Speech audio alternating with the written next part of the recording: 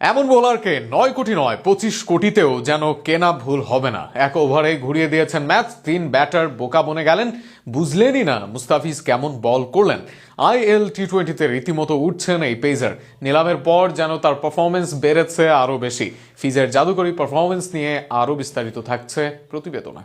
কয়েকদিন আগেই বিপিএল নিলামে 9.2 কোটি রুপিতে মুস্তাফিজুর রহমানকে দলে নেয় কলকাতা নাইট রাইডার্স।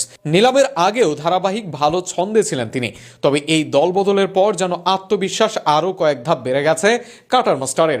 মাঠে তার প্রতিফলনও মিলছে স্পষ্টভাবে। সাম্প্রতিক ম্যাচে শুরুটা খুব একটা সুখকর না হলেও মাত্র একটি ওভারে ম্যাচের মোড় ঘুরিয়ে দেন এই বাঁহাতি পেসার।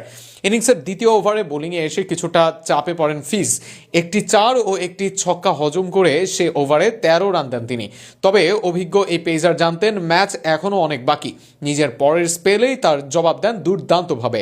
ইনিংসের 14তম ওভারে দ্বিতীয়বারের মতো আক্রমণে এসে পুরো ম্যাচের চিত্রই বদলে দেন মুস্তাফিজ।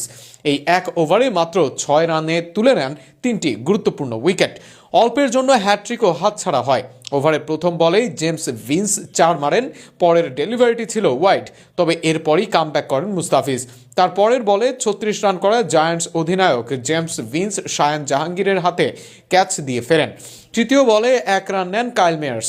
এরপর টানা 2টি ডেলিভারিতে আজমতুল্লাহ ওমরজাই ও শন ডিকসনকে বোল্ড করে কার্যত ধস নামান প্রতিপক্ষ শিবিরে। দলের হয়ে সর্বোচ্চ 43 রান করেছিলেন ওমরজাই, আর ডিকসন ফিরেছেন রানের খাতা না খুলেই। ওভারের শেষ বলে মার্কা আদায়েরও কোনো রান নিতে পারেননি। 18তম ওভারে আবার বোলিংয়ে এসে 11 রান দিলেও শেষ ওভারে মুস্তাফিজ ছিলেন বেশ নিয়ন্ত্রিত। চূড়ান্ত ওভারে খরচ করেন মাত্র 4 রান। সব মিলিয়ে 3.5 ওভারে 34 রান দিয়ে 3টি গুরুত্বপূর্ণ উইকেট শিকার করেন তিনি। মুস্তাফিজের নিয়ন্ত্রিত বোলিংয়ের সামনে 1 বল বাকি থাকতেই 156 রানে অল আউট হয়ে যায় জায়ান্টস। এই পারফরমেন্সের ফল তোমার পড়ার লবণ